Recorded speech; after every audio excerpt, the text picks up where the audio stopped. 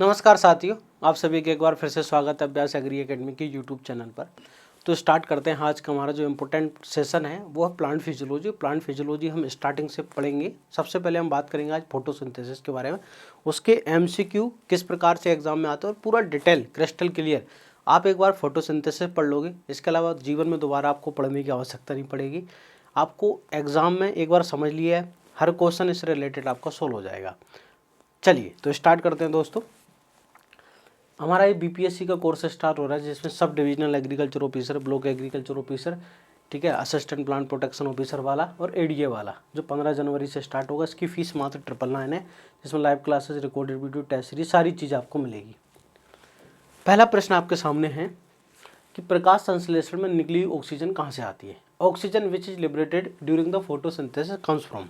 ये बहुत सरल प्रश्न है, एग्जाम में आता है। इस प्रश्न का हम रिलेटेड जो भी प्रश्न बन सकते हैं वो सारे समझेंगे। देखो होता क्या है, इसका आंसर तो हो गया, आंसर को अपन बाद में देखेंगे।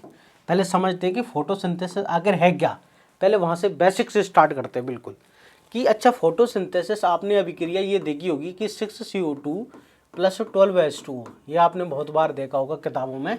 ये होती है प्रकाश संश्लेषण की अभिक्रिया। यस, प्रकाश संश्लेषण की अभिक्रिया ये होती है। तो प्रकाश संश्लेषण की अभिक्रिया अगर आपने कभी डेफिनेशन पढ़ी हो तो क्या होती है कि पौधे प्रकाश व, ठीक है, क्लोरोफिल की उपस्थिति में, लाइट व क्लोरोफिल की उपस्थिति में, ये है लाइट और क्लोरोफिल, लाइट और क्लोरोफिल की उपस्थिति में अकार्बनिक पदार्थों से, ये इनऑर्गेनिक होते हैं, ये दोनों क्या होते हैं, अकार्बनिक। अकार्बनिक का मतलब होता है दोनों इनऑर्गेनिक होते हैं कि अकार्बनिक पदार्थों की उपस्थिति में किसका, कार्बनिक पदार्थ। ग्लूकोज क्या है, तो ग्लूकोज एक कार्बनिक पदार्थ होता है, कार्बनिक पदार्थों का निर्माण करते हैं तथा ऑक्सीजन एक सह उत्पाद के रूप में निकल जाती है। यस, ऑक्सीजन इस अभिक्रिया का एक बाई प्रोडक्ट होता है। अब हमारा प्रश्न यही है, क्या है कि अच्छा प्रकाश संश्लेषण में जो ऑक्सीजन गैस निकलती है ये सह उत्पाद होता है, ये अच्छा सह उत्पाद है, बाई प्रोडक्ट है, आपको बिल्कुल है बाई प्रोडक्ट।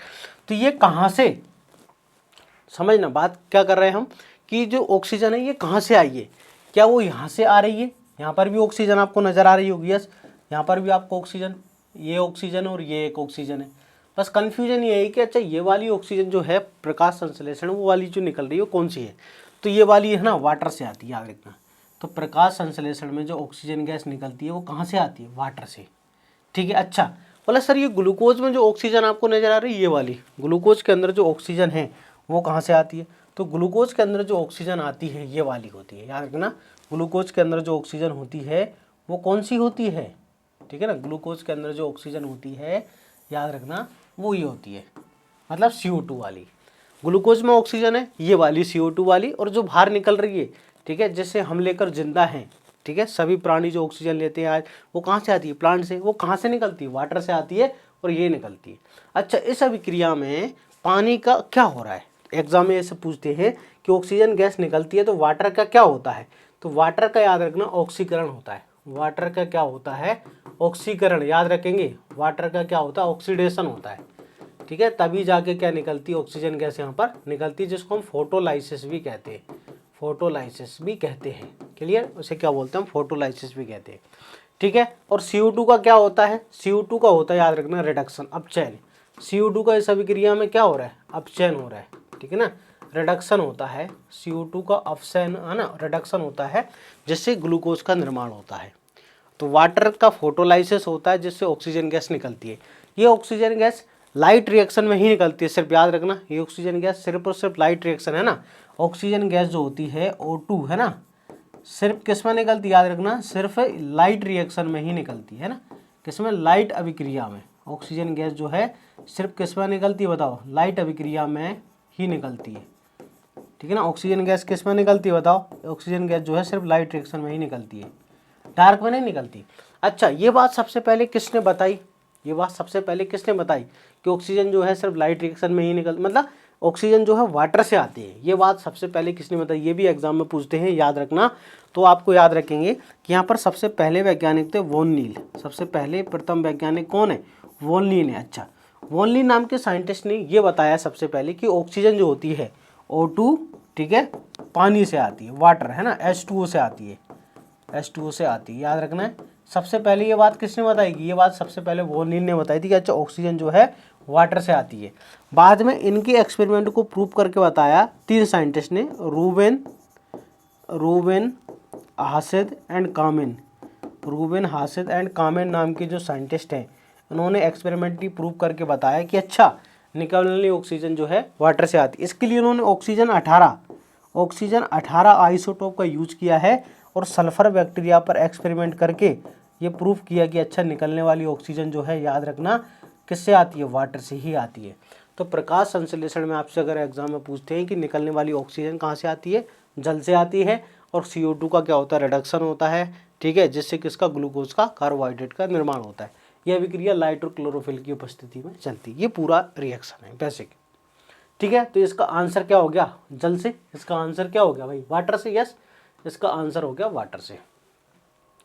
अगला प्रश्न देखिए आप, in the dark reaction in photosynthesis called so because. प्रकाश संश्लेषण में अप्रकाशीय क्रियाएं इसलिए कहा जाता है। देखो, प्रकाश संश्लेषण में अंधकार अभिक्रिया को इसलिए अंधकार अभिक्रिया कहा जाता है क्योंकि, क्यों कहा जाता है? क्या ये अंधकार में चलती है? अंधकार अभिक्रिया क्या ये अंधकार में चलती है?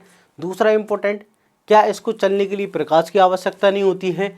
तीसरा, इनमें से कोई नहीं है। चौथा ऑप्शन है 1 और 2। क्या अंधकार अभिक्रिया, बहुत सारे बच्चों को कंफ्यूज रहता है, क्या अंधकार अभिक्रिया सिर्फ अंधकार में ही चलती है, दिन में नहीं चलती? ऐसा नहीं है। अंधकार अभिक्रिया दोस्तों दिन और रात दोनों में चलती है। अंधकार अभिक्रिया दिन और रात दोनों में ही चलती है, बस इसको चलने के लिए लाइट की आवश्यकता नहीं होती, इसलिए इसका नाम अंधकार है। अंधकार अभिक्रिया का नाम जो है अंधकार अभिक्रिया क्यों है? तो अंधकार अभिक्रिया का नाम अंधकार अभिक्रिया इसलिए है क्योंकि ये चलने के लिए इसको लाइट की आवश्यकता नहीं होती है, इसलिए इसका नाम क्या है? अंधकार अभिक्रिया। अब थोड़ा हम इसको डिटेल में समझ लेते हैं कि अंधकार अभिक्रिया जो होती है, डार्क रिएक्शन, ठीक है, याद रखना, डार्क रिएक्शन जो है, कौन सी? Dark reaction. ओके, इसको थोड़ा समझ लेते हैं हम। अंधकार अभिक्रिया, डार्क रिएक्शन जो है कहाँ चलती है? तो याद रखना, क्लोरोप्लास्ट के, डार्क रिएक्शन कहाँ चलती है? क्लोरोप्लास्ट के स्ट्रोमा में। डार्क रिएक्शन कहाँ चलती है? तो आंसर है क्लोरोप्लास्ट के स्ट्रोमा में चलती है। ओके, कहाँ चलती है? होता क्या है डार्क रिएक्शन में? तो डार्क रिएक्शन में याद रखना क्या होता है? CO2 का फिक्सेशन का हो, है ना, CO2 का फिक्सेशन होता है, स्थिरीकरण या रिडक्शन आप कह सकते हैं ना, CO2 का स्थिरीकरण होगा। और क्या होता है? CO2 का स्थिरीकरण से याद रखना ग्लूकोज का निर्माण। तो ग्लूकोज का निर्माण यही होता है डार्क रिएक्शन में, ठीक है ना। ग्लूकोज का निर्माण जो है डार्क रिएक्शन में होता है। क्लियर? तो CO2 का फिक्सेशन होता है और ग्लूकोज का निर्माण जो C6H12, ये डार्क रिएक्शन में बनता है और ये स्ट्रोमा के अंदर ये अभिक्रिया चलती है। अब देखो, खाना बनाने की बेहतर भाई डार्क रिएक्शन में डार्क रिएक्शन है क्या? ग्लूकोज बनाने, ग्लूकोज मतलब खाना, फूड बनाने की एक मैकेनिज्म है। ये जो है आप देखो, या तो प्लांट में C3 साइकिल या केल्विन साइकिल के थ्रू बनता है। अधिकतर देखो खाना बनाने की मेथड एक ही है, केल्विन साइकिल, ठीक है। C4 प्लांट में भी जो है, C4 साइकिल में भी C3 साइकिल चलती है और कैम के अंदर भी यही साइकिल, कोई प्लांट्स में ये वाली साइकिल चलती है, किसी प्लांट में ये चलती है, किसी में ये चलती है। लेकिन सभी के अंदर खाना जो बनेगा, चाहे वो C4 हो चाहे कैम हो, याद रखना सभी के अंदर C3 बाई डिफ़ॉल्ट चलती है। मतलब फूड बनाने की अल्टीमेट मेथड जो है केल्विन साइकिल ही होता है, जिससे कि खाना बनता है। ओके, चलिए आगे बात करते हैं हम। अगला प्रश्न है, the law of limiting factor for photosynthesis was given by, ठीक है ना, प्रकाश संश्लेषण के लिए सीमाकारी कारकों का नियम किसने दिया? देखो, ये जो नियम दिया था ब्लैकमैन नाम के साइंटिस्ट ने दिया था, F ब्लैकमैन। अब ये होता क्या है, पहले हम उसको समझते हैं, ये होता क्या है। देखो, F ब्लैकमैन के साइंटिस्ट ने, ठीक है, ये जो नियम दिया था वो लॉ ऑफ मिनिमम पर आधारित था, है ना। लॉ ऑफ मिनिमम पहले समझ लेते हैं। लॉ ऑफ मिनिमम जो है 1840, ठीक है ना, 1824 लीवेग के द्वारा दिया गया था। लीवेग नाम के साइंटिस्ट ने इसको दिया था। ओके, इसी का मॉडिफिकेशन वर्जन था जो कि 1905 में इन्होंने दिया है। अब देखो, बहुत ही सरल है ये। क्या है कि जब किसी अभिक्रिया आपके ऊपर बहुत सारे कारक प्रभावित करते हैं, जब कोई अभिक्रिया चल रही है, देखो जब कोई अभिक्रिया चलती है उस पर बहुत सारे कारक प्रभाव डालते हैं, ठीक है, उस पर बहुत सारे कारक जो है प्रभाव डाल रहे हैं, ठीक है, बहुत सारे कारक यहाँ पर एंजाइम वगैरह सारी चीज़ें, है ना। जब कोई अभिक्रिया अपने पूर्ण वेग से चलती है, जब उस पर बहुत सारे कारक प्रभाव डालते हैं, तो उस अभिक्रिया की दर उस कारक द्वारा सीमित होती है, निर्धारित होती है, जो सबसे सीमित होता है। सीमित का मतलब जो सबसे कम क्वांटिटी में होगा, अगर वो खत्म हो जाएगा तो अभिक्रिया की दर क्या हो, अभिक्रिया चलना बंद हो जाएगी। जैसे सपोज ए सबसे कम है, ठीक है, ये अभी जो है कम है। अगर ये खत्म हो गया तो अभिक्रिया चलना बंद हो जाएगी। ठीक है, यही बात किसने बोली थी सबसे पहले, तो यही बात है ना, लो ऑफ मिनिमम सेम चीज़ कि भाई अभिक्रिया की दर उस पर निर्भर करती है जो सबसे न्यून होता है, न्यूनतम होता है। ये क्या कहते हैं, अभिक्रिया की दर उस पर निर्भर करती है जो सबसे सीमित है। बात एक ही है, ठीक है, दोनों एक ही चीज़ है। हमको ये समझना है लो मिनिमम लो लिमिटिंग फैक्टर एक ही है कि कोई, जैसे आप अभी मोबाइल में वीडियो देख रहे हो यूट्यूब पे, ठीक है, अचानक वीडियो देखना बंद हो जाए तो क्यों, हो सकता है कि मोबाइल की बैटरी जो है कम थी वो ख़त्म हो जाए, ठीक है, हो सकता है मोबाइल का डाटा, तो मतलब बहुत सारे कारक जो है प्रभावित करने, अगर जो सबसे कम होकर वो ख़त्म हो जाए तो अभिक्रिया चलना बंद हो जाएगी। तो यही क्या होता है, लो लिमिटिंग फैक्टर होता है। देखो एफ ब्लैकमैन ने है ना प्रकाश संश्लेषण 2 प्रकार का होता है ये समझाया इन्होंने ये भी समझाया कि प्रकाश संश्लेषण की अभिक्रिया 2 प्रकार की होती है, इन्होंने बताया है ना। प्रकाश संश्लेषण बोले 2 प्रकार का है, लाइट और डार्क। फोटोसिंथेसिस 2 प्रकार का होता है, एक लाइट अभिक्रिया होती है प्रकाशीय, और दूसरी कौन सी होती है, डार्क रिएक्शन, दूसरी होती है अंधकार अभिक्रिया। ये सब इन्होंने बताया ना, दूसरी अंधकार डार्क रिएक्शन होती है, एफ ब्लैकमैन ने बताया। चलिए अगला आपके सामने है, the percentage of light energy utilise by higher plants in the process of photosynthesis. बताओ पौधे के द्वारा प्रकाश संश्लेषण की क्रिया में प्रकाशीय ऊर्जा का प्रयुक्त कितना हिस्सा होता है।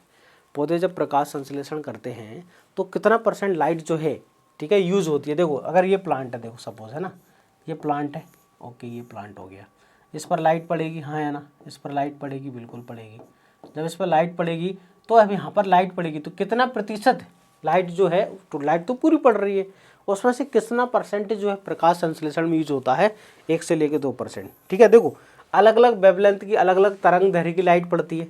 तरंग दैर्घ्य आप देखो इस पर विबग्योर है ना, ये जो है विबग्योर, ये तरंग दैर्घ्य की लाइट है ना, ये अलग अलग प्रकार की लाइट की तरंग दैर्घ्य है ना, वोलेट है, इंडिगो ब्लू है ना, ग्रीन, येलो, ऑरेंज और रेड, अलग अलग प्रकार की जो लाइट है ना, अलग अलग प्रकार की लाल प्रकाश, नीला प्रकाश, पीला प्रकाश, ऑरेंज प्रकाश, अलग अलग प्रकाश। इसमें से प्रकाश संश्लेषण की जो दर है सबसे ज़्यादा किस में होती है, याद रखना, फोटोसिंथेसिस की सबसे ज़्यादा दर जो होगी आपको मिलेगी रेड लाइट में। प्रकाश संश्लेषण की दर जो है सबसे ज़्यादा किस में होती है, याद रखना, प्रकाश संश्लेषण की दर सबसे ज़्यादा होती है रेड लाइट में। ठीक है ना, प्रकाश संश्लेषण की दर याद रखना, प्रकाश संश्लेषण फोटोसिंथेसिस की जो दर होती है ना, प्रकाश संश्लेषण की दर वो होती है रेड लाइट में, ओके, लाल प्रकाश।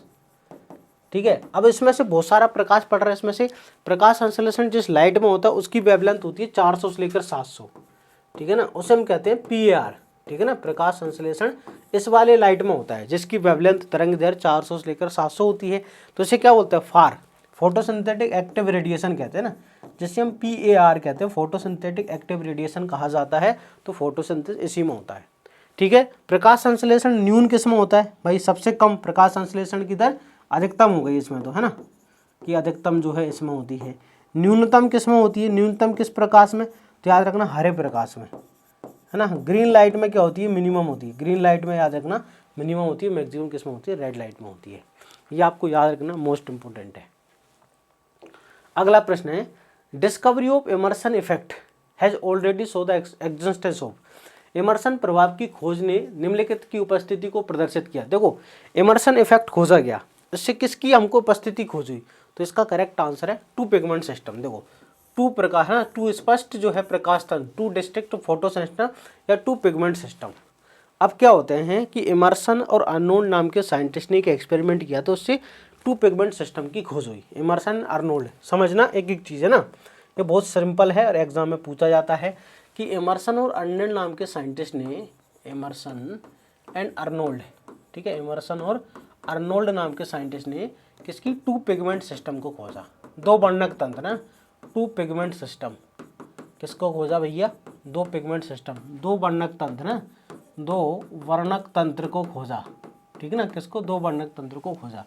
अब 2 वर्णक तंत्र जो हैं कौन कौन से, उन्होंने सबसे क्या किया, देखो उन्होंने बताया कि सबसे पहले क्लोरेला एल्गी, उन्होंने एक्सपेरिमेंट किस पर किया था, क्लोरेला एल्गी के ऊपर, इन्होंने सबसे पहले क्लोरेला एल्गी के ऊपर एक्सपेरिमेंट किया। ठीक है, तो क्या किया उन्होंने कि सबसे पहले 680 नैनोमीटर से अधिक तरंग दैर्घ्य की लाइट क्लोरेला एल्गी के ऊपर डालना, क्योंकि ये सब जो क्लोरेला एल्गी है, ठीक है, इस क्लोरेला एल्गी को 680 नैनोमीटर से अधिक तरंग दैर्घ्य का प्रकाश डाला तो उन्होंने देखा कि भाई प्रकाश संश्लेषण की जो रेट है वो कम हो गई, फोटोसिंथेटिक जो है, फोटोसिंथेटिक यील्ड जो है वो कम हो गई। ओके, फोटोसिंथेटिक यील्ड जो है कम हो गई, ठीक है ना, इसलिए इसे बोला उन्होंने रेड ड्रॉप इफेक्ट। क्या बोला इन्होंने? रेड ड्रॉप इफेक्ट बोला कि जब क्लोरेला एल्गी को 680 से अधिक तरंग दैर्घ्य का प्रकाश है तो प्रकाश संश्लेषण की यील्ड कम हो गई, उसे उन्होंने बोला रेड ड्रॉप इफेक्ट। दूसरे एक्सपेरिमेंट में उन्होंने क्या किया कि 680 नैनोमीटर, उसका कारण क्या बताया कि भैया इसमें सिर्फ पीएस सिस्टम फर्स्ट चलता है। ठीक है, क्या चलता है? सिर्फ पीएस सिस्टम फर्स्ट अकेला काम करता है जब 680 से अधिक देते हैं तब। जब इन्होंने बोला कि जब, इधर ध्यान से सुनना, सेकंड एक्सपेरिमेंट में क्या किया कि जब 680 नैनोमीटर से अधिक लाइट, 680 नैनोमीटर से ज़्यादा प्लस 680 नैनोमीटर से कम वेवलेंथ की लाइट देते हैं क्लोरेला एल्गी को, मतलब मिश्रित लाइट, जब उसको मिक्स लाइट देते हैं कम और ज़्यादा वाली, जब इसको मिक्स लाइट दिया जाता है तब क्या होता है कि इन्होंने देखा कि फोटोसिंथेटिक यील्ड जो है बढ़ गई, प्रकाश संश्लेषण की उत्पादकता जो है बढ़ गई है भाई, याद रखना, फोटोसिंथेटिक यील्ड जो है क्या हो गई? बढ़ गई। फोटोसिंथेटिक यील्ड अगर बढ़ जाती है तो उसे क्या कहते हैं? इसे कहते हैं Emerson enhancement effect, Emerson enhancement effect, Emerson समृद्धि प्रभाव। ठीक है, इफेक्ट हिंदी में क्या बोलेंगे? हिंदी में बोलेंगे इमर्सन, इमर्सन समृद्धि प्रभाव। ठीक है, समृद्धि प्रभाव। ठीक है, ये इंपॉर्टेंट है। तो इससे क्या हुआ कि जब इसको दोनों प्रकार की लाइट देते हैं तो इसमें पीएस सिस्टम फर्स्ट भी चलता है, सेकंड दोनों चलते हैं। पीएस सिस्टम फर्स्ट भी चलता है और पीएस सेकंड दोनों चलते हैं। तो इससे ये प्रूव हो गया एक बात, क्या कि जब 680 से ज़्यादा लाइट देंगे तो पीएस सिस्टम फर्स्ट अकेला, तो दो पिगमेंट सिस्टम होते हैं। पीएस सिस्टम फर्स्ट जो होता है ये 680 नैनोमीटर से अधिक की लाइट पर काम करता है, और दूसरा होता है हमारा पीएस सेकंड, ठीक है, जो कि 680 नैनोमीटर से कम लाइट पर काम करता है। याद रखना ये मोस्ट, इससे टू पिगमेंट सिस्टम की खोज हुई। The colour of light not utilise during photosynthesis. तो देखो अभी मैंने पता है वोयलेट, ग्रीन, रेड, ब्लू, तो कौन सा आएगा? ग्रीन आएगा, जो कि प्रकाश संश्लेषण में उपयोग नहीं होता। देखो पत्तियां हरे रंग की होती हैं, पत्तियां किस रंग की होती है भाई? हरे रंग की। हाँ है ना, पत्तियां जो है हरे रंग की होती हैं। अपन हरा रंग बना लेते हैं कि भाई पत्तियां किस रंग की हैं? हरी रंग की।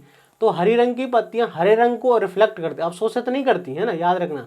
पत्तियां जिस रंग की होती हैं, हरा रंग होता है ड्यू टू क्लोरोफिल। किसके कारण होता है? क्लोरोफिल। तो हरा लाइट जो है ना, कौन सी? ग्रीन लाइट, उसको रिफ्लेक्ट करेंगी, जाएगी, वो टकरा के वापस आ जाएगी। पत्तियां हरे प्रकाश को अवशोषित नहीं करती हैं। ठीक है, सबसे ज़्यादा किसको करती हैं? एक बात और याद रखना आपको कि प्रकाश संश्लेषण का जो एक्शन स्पेक्ट्रम होता है ना, एक्शन स्पेक्ट्रम, प्रकाश संश्लेषण का एक्शन स्पेक्ट्रम, ठीक, एक्शन स्पेक्ट्रम जो होता है वो होता है रेड एंड ब्लू। ठीक है, कैसा होता है? Red and blue. जबकि एब्जॉर्प्शन स्पेक्ट्रम कैसा होता है ना, अवशोषण वाला। एब्जॉर्प्शन स्पेक्ट्रम कैसा होता है? याद रखना, एब्जॉर्प्शन स्पेक्ट्रम जो होता है वो होता है ब्लू एंड रेड। कैसा? Blue and red. चलिए आगे पढ़ें। अगला देखो, अगला आपके सामने है product of photosynthesis are. Photosynthesis अभिक्रिया चलती है, अभी मैंने आपको बताई कि उसके प्रोडक्ट क्या होते हैं। तो भाई ग्लूकोज, ग्लूकोज और ऑक्सीजन। क्या कार्बन डाइऑक्साइड और फूड मटेरियल नहीं भाई? कार्बन डाइऑक्साइड तो इस तरफ है ना, ये CO2 प्लस H2O है ना, 6CO2 plus 12H2O, C6H12O6 plus 6O2 plus 6H2। हाँ ये है। तो क्या कार्बन डाइऑक्साइड नहीं है? Carbohydrate, yes, carbohydrate, oxygen. क्या आपको मालूम है ग्लूकोज एक प्रकार का कार्बोहाइड्रेट होता है? ग्लूकोज एक प्रकार का क्या है? ग्लूकोज एक प्रकार का कार्बोहाइड्रेट है। यस, तो ग्लूकोज हो जाएगा। ऑक्सीजन है ही, बिल्कुल। CO2 और ऑक्सीजन गलत हो गया। फॉर्मल्डिहाइड, नाइट्रोजन गलत है। तो भाई फोटोसिंथेसिस में हमको क्या मिलता है? फोटोसिंथेसिस हमको मिलता है कार्बोहाइड्रेट, ऑक्सीजन। ठीक है, चलिए अगले प्रश्न की तरफ चलते हैं। अगला प्रश्न है which one of the following category of photosynthetic plant possesses minimum transpiration ratio. ठीक है, इनमें से कौन सा प्लांट जो है मिनिमम ट्रांसपिरेशन रेशो दर्शाते हैं? तो देखो इनमें से सबसे कम जो होता है स्केम प्लांट का होता है। देखो ट्रांसपिरेशन रेशो क्या है कि ऐसे कोई भी प्लांट तीनों C3 C4 कैम, उनको अगर है ना मान के चलो कि 1 ग्राम जो है, ठीक है, 1 मोल ऑफ CO2 को फिक्स करना है, एक CO2 को फिक्स करना है, तो ज़्यादा पानी वेस्ट कौन करेगा? ठीक है, ज़्यादा पानी है ना, एक CO2 को फिक्स करने के लिए ज़्यादा है ना पानी के लिए अमाउंट कितना पानी चाहिए वो होता है ट्रांसपिरेशन रेशो। तो C4 प्लांट जो है ना, C3 प्लांट सबसे ज़्यादा पानी व्यर्थ करते हैं। C3 प्लांट जो है एक CO2 को फिक्स करने में सबसे ज़्यादा पानी खर्च करते हैं। जैसे नहाना है भाई, एक व्यक्ति है, जैसे 3 व्यक्ति है, इनको नहाना है, ठीक है, 3 व्यक्ति है जिनको नहाना है, समझो बात को कि ये व्यक्ति हो गए, ठीक है, ये व्यक्ति है, इसको नहाना है। अगर ये 1 बाल्टी से भी नहा सकता है, 5 बाल्टी से भी नहा सकता है, 10 बाल्टी से, अगर ये 10 बाल्टी से नहाएगा मतलब ये पानी बहुत खर्च कर रहा है। अगर ये 1 बाल्टी से नहाएगा तो मतलब ये पानी का बहुत अच्छा यूटिलाइजेशन कर रहा है। ऐसे ही तो देखो, सबसे कम जो ट्रांसपिरेशन रेट होता है किसका होता है? कैंप प्लांट का। कैंप प्लांट उतनी ही पानी का उपयोग, कम पानी का उपयोग करके उतना ही खाना बना लेता है जितना C3 बनाता है, लेकिन C3 उतना खाना बनाने में बहुत पानी खर्च करता है। तो याद रखना, यहाँ पर जैसे C3 प्लांट है, इसका ट्रांसपिरेशन रेट होता है 500 से लेकर 1000, ठीक है। वहीं पर C4 का होता है 200 से लेकर 300 और कैम का होता है 50 से लेकर 100, इतना कम होता है। तो हम ये कह सकते हैं कि कैंप प्लांट जो है इसकी वाटर यूज एफिशिएंसी, पानी की दक्षता सबसे अच्छी होगी। यस, तो वाटर यूज एफिशिएंसी जो आप देखोगे ना, ये सबसे अच्छी किसकी होगी? कैंप प्लांट्स की होगी। यस, दूसरे पर C4 की और तीसरे पर C3 की। यस, वाटर यूज एफिशिएंसी सबसे ज़्यादा किसकी होगी? कैंप प्लांट्स की। अगला है, how many quanta are required to reduce 1 mole of CO2 and produce 1 mole of oxygen in green plants photosynthesis. देखो, फोटोसिंथेसिस में एक अणु ऑक्सीजन उत्पादन करने के लिए कितनी लाइट चाहिए? तो लाइट जो होती है, लाइट होती है कणों के रूप में। लाइट के कणों को क्या बोलते हैं? क्वांटा या फोटोन। तो कितने फोटोन चाहिए जिससे एक ऑक्सीजन निकलती? वैसे निकलती कितनी है? हम देखते हैं 6 अणु निकलते हैं, है ना। ऑक्सीजन के 6 O2 निकलती है कि नहीं? उसमें एक ऑक्सीजन को निकालने के लिए आवश्यक CO2 की, आवश्यक किसकी? फोटोनों की संख्या, क्वांटा। फोटोन मतलब प्रकाश के कणों को फोटोन या क्वांटा कहते हैं। तो कितने फोटोन की आवश्यकता पड़ेगी? कितने फोटोन या क्वांटा की आवश्यकता पड़ती है जिससे कि एक ऑक्सीजन निकलती है, जिससे कि एक अणु ऑक्सीजन गैस निकल जाए? भाई लाइट पड़ेगी पत्ती पर, है ना, पत्ती पर लाइट पड़ेगी तभी तो ऑक्सीजन गैस निकलेगी, फोटोसिंथेसिस होगा, है ना। तो कितनी लाइट पड़े जिससे एक ऑक्सीजन निकले? तो याद रखना 8। कितने? 8 फोटोन, ठीक है। कितने? 8 फोटोनों से जाके एक ऑक्सीजन गैस निकलती है ना। कितने? 8 फोटोन मिलाकर एक ऑक्सीजन। इसे बोलते हैं क्वांटम रिक्वायरमेंट। इसे क्या बोलते हैं? याद रखना, इसे कहते हैं हम क्वांटम रिक्वायरमेंट। तो क्वांटम रिक्वायरमेंट क्या होती है कि, है ना, आवश्यक फोटोनों की संख्या। तो 8 फोटोन मिलकर क्या निकाल देते हैं बताओ? तो 8 फोटोन मिलकर एक ऑक्सीजन गैस निकाल। तो इसे क्या बोलते हैं? Quantum requirement. आवश्यक फोटोनों की संख्या, एक अणु ऑक्सीजन गैस निकालने के लिए आवश्यक फोटोनों की संख्या। क्वांटम यील्ड क्या होती है? क्वांटम यील्ड कभी कभी एग्जाम में आ जाता है। क्वांटम यील्ड, क्वांटम यील्ड होता है कि एक फोटो, अच्छा 8 फोटोन एक ऑक्सीजन गैस निकालते हैं। एक फोटोन कितना? तो एक फोटोन के द्वारा निकली ऑक्सीजन, एक फोटोन, तो 1/8, 1/8, है ना, इंटू 100, तो ये हो जाएगा 12.5%। ये हो जाएगा 12.5%। क्लियर? ये बहुत सरल है। क्वांटम रिक्वायरमेंट मतलब आवश्यक फोटोनों की संख्या। तो यहाँ पर 8 फोटोन होते हैं। कितने क्वांटा फोटोन चाहिए एक ऑक्सीजन निकालने के लिए? 8। अगला, फोटोसिंथेसिस क्या है? आपसे एग्जाम में पूछा है कि अच्छा फोटोसिंथेसिस क्या है? ऑक्सीडेटिव एनर्जी की कैटाबोलिक अभिक्रिया है, रेडॉक्स रिएक्शन है, एंडरगोनिक एनाबोलिक है, रिडक्टिव है, एक्सर्गोनिक है, एनाबोलिक है, इसके बाद रिडक्टिव एंडरगोनिक कैटाबोलिक है। क्या है? ठीक है, देखो, फोटोसिंथेसिस की अभिक्रिया एक रेडॉक्स रिएक्शन होती है ना, रेडॉक्स होती है, ठीक है, साथ साथ में एंडरगोनिक होती है, एनाबोलिक होती है। इसको अपन समझते हैं। देखो, प्रकाश संश्लेषण की अभिक्रिया में हमने बात की थी, प्रकाश संश्लेषण की अभिक्रिया में अपन ने बात की थी, किसके बारे में बात की थी बताओ? हमने बात की थी इसके बाद, देखो कि 6CO2 plus 12H2O, yes, C6H12O6 plus 6O2 plus 6H2O। तो एक बात बताओ, ध्यान से सुनते चलना। यहाँ पर पानी का क्या हो रहा है? ऑक्सीडेशन। अभी हमने बात की थी कि पानी का तो होता है ऑक्सीडेशन, हाँ है ना, पानी का क्या होता है? ऑक्सीडेशन। CO2 का क्या होता है? रिडक्शन। CO2 का क्या होता है? रिडक्शन। तो ऐसी कोई अभिक्रिया जिसमें ऑक्सीकरण रिडक्शन दोनों होते हैं, ऐसी कोई अभिक्रिया जिसमें ऑक्सीकरण रिडक्शन दोनों होते हैं, उसे बोलते हैं रेडॉक्स। तो पहला हो गया रेडॉक्स, यस। पहला क्या हो गया, रेडॉक्स हो गया कि है ना, प्रकाश संश्लेषण की अभिक्रिया रेडॉक्स अभिक्रिया है। क्या इसमें ऊर्जा लगती है या निकलती है? तो देखो यहाँ पर लाइट ऊर्जा लग रही है, हाँ है ना, लाइट लगती है कि नहीं, लाइट ऊर्जा तो अंदर जा रही है। तो जब किसी अभिक्रिया में ऊर्जा लगती है, इन्वॉल्व होती है, उसे एंडरगोनिक कहते हैं, ऊष्मा शोषी। एंडोथर्मिक कहो, एंडरगोनिक कहो ना, एंडोथर्मिक कह सकते हैं आप, या फिर एंडरगोनिक, है ना। एंडरगोनिक होता है कि जब किसी अभिक्रिया में ऊष्मा लगती है ना, इसमें ऊष्मा निकल रही कि नहीं, ऊष्मा शोषी कहते हैं। क्या बोलते हैं? तो ये ऊष्मा शोषी हो गई, ठीक है, ऊर्जा लग रही है। तीसरा इंपॉर्टेंट पॉइंट देखो, क्या प्रकाश संश्लेषण की अभिक्रिया एक निर्माणकारी अभिक्रिया है या टूटने वाली? तो यहाँ पर बन रहा है, क्या बन रहा है? खाना, ग्लूकोज बन रहा है। प्रकाश संश्लेषण की अभिक्रिया में क्या बन रहा है? तो सर आंसर है ग्लूकोज बन रहा है। प्रकाश संश्लेषण की अभिक्रिया में क्या बन रहा है? ग्लूकोज बन रहा है, बिल्कुल बन रहा है, या सुनो, तो ग्लूकोज बन रहा है, ठीक है। प्रकाश संश्लेषण की अभिक्रिया, तो बनने वाली अभिक्रियाओं को क्या बोलते हैं बताओ? तो बनने वाली अभिक्रियाओं को बोलते हैं हम एनाबोलिक। क्या बोलते हैं? एनाबोलिक अभिक्रिया। तो प्रकाश संश्लेषण क्या आंसर होगा? रेडॉक्स है, एंडोथर्मिक है, एनाबोलिक है। अगला, what is the photosynthetic quotient? देखो PQ ना, ये होता है O2/CO2, ठीक। RQ को जस्ट उल्टा होता है ना, इसकी वैल्यू हमेशा 1 होती है, याद रखना।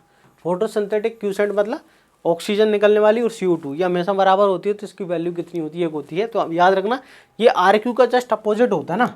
RQ रेस्पिरेशन में पढ़ते हैं, CO2/O2 होता है। ये PQ RQ का जस्ट उल्टा होता है। चलिए अगला प्रश्न देखो, ATP formation during the photosynthesis. Photosynthesis के टाइम पर जो ATP का फॉर्मेशन होता है उसे हम क्या कहते हैं? ATP formation during the photosynthesis, क्या उसको हम फोटो, है ना, फॉस्फोराइलेशन कहेंगे, इसे हम फोटो फॉस्फोराइलेशन कहते हैं, या ऑक्सीडेटिव फॉस्फोराइलेशन कहते हैं, या फोटोलाइसिस। देखो फोटोसिंथेसिस के समय ऑक्सी, है ना, ATP का बनना, तो ATP कहाँ बनते हैं? लाइट रिएक्शन में। ATP कहाँ बनते हैं? याद रखना, लाइट रिएक्शन में ATP बनते हैं, ठीक। लाइट रिएक्शन से ही ATP का निर्माण। ATP बनते कैसे हैं? देखो ATP बनते हैं, याद रखना कैसे, कि ADP प्लस IP जुड़ जाता है, ठीक है, और इससे बन जाता है ATP, एडिनोसाइन ट्राइफॉस्फेट। जब एडिनोसाइन डाइफॉस्फेट में एडिनोक्लिक फॉस्फेट जुड़ है तो इसे बोलते हैं, ये लाइट की प्रेजेंस में चल रहा है। ये क्या हो रहा है? लाइट की प्रेजेंस में। तो लाइट रिएक्शन को ही हम क्या बोलते हैं? फोटोफॉस्फोराइलेशन। लाइट की प्रेजेंस में ATP का निर्माण होना, लाइट की प्रेजेंस में ATP का निर्माण होना क्या कहलाता है? ये कहलाता है फोटोफॉस्फोराइलेशन। जब आपने ये देखा होगा, ये लाइट रिएक्शन बनते हैं ATP हैं और बाद में डार्क में खर्च हो जाते हैं। लाइट में ATP बनते हैं और डार्क में खर्च हो जाते हैं ना, डार्क में ये खर्च होते हैं, ठीक है ना। लाइट में बनते हैं, डार्क में खर्च होते हैं। आपने ये देखा होगा कि श्वसन की अभिक्रिया में भी ATP बनती है, यस, 36 या 38 ATP आपने सुना होगा, यस। अगर ऑक्सीजन, वो ऑक्सीजन की प्रेजेंस में बनते हैं, अगर ऑक्सीजन की प्रेजेंस में ATP बनता है तो उसे बोलते हैं ऑक्सीडेटिव फॉस्फोराइलेशन। याद रखना, ये चलता है माइटोकॉन्ड्रिया में। यह अभिक्रिया कहाँ चलती है? तो ये चलती है माइटोकॉन्ड्रिया में, ठीक है। यह अभिक्रिया कहाँ चलती है? माइटोकॉन्ड्रिया में चलती है। ये ऑक्सीजन की प्रेजेंस में ATP का बनना वो कहलाता है ऑक्सीडेटिव फॉस्फोराइलेशन। लाइट की प्रेजेंस में ATP का बनना क्या कहलाता है? फोटोफॉस्फोराइलेशन कहलाता है, ठीक है। ये कहाँ चलती है? क्लोरोप्लास्ट, ठीक है ना। कहाँ चलती है? क्लोरोप्लास्ट के ग्रेना में, है ना, ग्रेना थाइलेकोड, ग्रेना थाइलेकोड के अंदर आपको देखने को मिलेगी, ये यहाँ पर चलती है। अगला है the ultimate gain of light reaction. अच्छा, लाइट रिएक्शन में हमको क्या क्या मिलता है? देखो लाइट रिएक्शन 2 प्रकार की होती है, कौन कौन सी होती है? साइक्लिक, नॉन साइक्लिक, है ना। लाइट रिएक्शन जो होती है 2 प्रकार की होती है ना। लाइट रिएक्शन कितने प्रकार की होती है? लाइट रिएक्शन 2 प्रकार की, ठीक है। लाइट रिएक्शन 2 प्रकार की होती है, एक होती है साइक्लिक, दूसरी होती है नॉन साइक्लिक। साइक्लिक और दूसरी कौन सी होती है बताओ? दूसरी होती है नॉन साइक्लिक, ठीक है। लाइट रिएक्शन 2 प्रकार की होती है, साइक्लिक अभिक्रिया, नॉन चक्रीय, अचक्रीय, ठीक है ना। चक्रीय अभिक्रिया होती है और दूसरी होती है अचक्रीय। हम दोनों में याद रखना, चक्रीय अचक्रीय 2 प्रकार की होती है। अब इस चक्रीय अभिक्रिया में सिर्फ ATP मिलता है, याद रखना, इसमें सिर्फ ATP बनते हैं, ठीक है। इसमें सिर्फ ATP बनते हैं। इसमें ATP के साथ साथ में हमको NADPH2 का भी लाभ होता है। इसमें ATP के साथ साथ में हमको NADPH2 का भी लाभ होता है। किसमें? इसमें ATP अकेले, इसमें NADPH2 भी बनते हैं ATP के साथ साथ में, क्लियर। इसमें NADPH2 भी बनता है, ये वाला यहाँ तक। तो हमको लाइट रिएक्शन में ATP प्लस NADPH2 मिलते हैं, याद रखना। लाइट रिएक्शन में हमको ATP और NADPH2 का लाभ, साथ साथ में ऑक्सीजन गैस जो निकलती है, कभी आपसे एग्जाम में पूछा जाए कि अच्छा ऑक्सीजन गैस कहाँ निकलती है, ऑक्सीजन गैस यही निकलती है। किसमें? अचक्रीय में, याद रखना, नॉन साइक्लिक अचक्रीय अभिक्रिया में ही ऑक्सीजन गैस निकलती है, पानी के टूटने से। पानी के टूटने से अचक्रीय अभिक्रिया के अंदर ही, याद रखना, ऑक्सीजन गैस निकलती है। चक्रीय अभिक्रिया में सिर्फ और सिर्फ ATP मिलते हैं, ना तो NADPH2 बनते हैं, ना ऑक्सीजन गैस निकलती है इसमें। इसी में ही ऑक्सीजन गैस निकलती है, इसी में ही पानी टूटता है, इसी में ही वाटर का ब्रेक डाउन होता है और ऑक्सीजन गैस निकलती है। चलिए, आई होप आपको सारे क्वेश्चन बहुत अच्छे से क्लियरली समझ में आए होंगे। दोस्तों, अगर आप हमारे इस बैच में एडमिशन लेते हैं, अगर इन एग्ज़ाम्स की आप तैयारी कर रहे हैं, sub divisional agriculture officer, block agriculture officer, assistant plant जो है director of plant protection, assistant director of agriculture, आपकी तैयारी का लेवल जो होगा बिल्कुल बेसिक से हाई लेवल तक आपको पढ़ाया जाएगा। अभ्यास एग्री एकेडमी मध्य प्रदेश में ADA में बहुत ज़्यादा सिलेक्शन यहाँ से होते हैं। इसके बाद हमारे यहाँ RHEO SHDO की एग्ज़ाम हुई, उसमें भी फर्स्ट रैंक, SHDO के अंदर फर्स्ट रैंक थी हमारी। तो आपके एग्ज़ाम में एग्रीकल्चर का जो पोर्शन होगा उसको 0 से लेकर टॉप एडवांस लेवल तक पढ़ाया जाएगा। अगर आप पढ़ ले तो आपका सिलेक्शन 100% हो जाएगा, इस बात की मैं आपको गारंटी देता हूँ। आपने एग्रीकल्चर यहाँ से पढ़ लिया, इसका बैच जो है 15 जनवरी से स्टार्ट हो रहा है दोस्तों, आप बिल्कुल परचेस कर सकते हैं। और इसकी जो फीस रहेगी मात्र 999। इसमें लाइव प्लस रिकॉर्डेड आपको दोनों मिलेंगे, लाइव प्लस रिकॉर्डेड आपको दोनों इसके अंदर मिलेंगे। अगर आपको कुछ भी इंक्वायरी करना है तो ये मेरा व्हाट्सअप नंबर है, इस पर आप मेरे से कांटेक्ट दोस्तों कर सकते हैं। आप बिल्कुल डेमो लीजिए, पढ़िए। आप यूट्यूब पे वीडियो है, मैं आपके लिए लगातार 15 तारीख तक डेमो वीडियो डालता रहूँगा, तो आपको समझ आएगा कि सारे सब्जेक्ट में किस प्रकार से यहाँ पर पढ़ाई की जाती है। आपको ये वीडियो बहुत अच्छा लगे तो वीडियो को ज़रूर लाइक करें। अगर आप चैनल पर पहली बार आए, चैनल को सब्सक्राइब जरूर करें और अपने दोस्तों के साथ शेयर करें। मिलते हैं हम नेक्स्ट वीडियो के अंदर। अभी फोटोसिंथेसिस का हमने सिर्फ आधा भाग, लाइट रिएक्शन तक ही पढ़ा हमने।